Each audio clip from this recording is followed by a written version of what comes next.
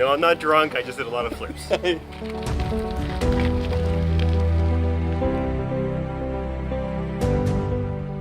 We are feeding deer, and I've never been so close to a deer before. They eat out of your hand.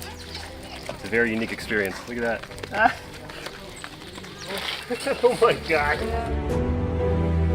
It's almost like a fantasy world for me. It's what I would imagine reading a book's all about, and just driving these beautiful roads that are so small really brings a lot of peace of mind. So I'm really enjoying it, and it's a really unique part of the world.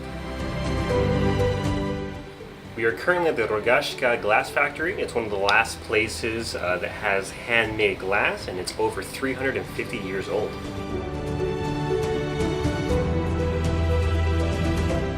So bicycling through the Kozjansko region has been green, fantastic, and adventurous.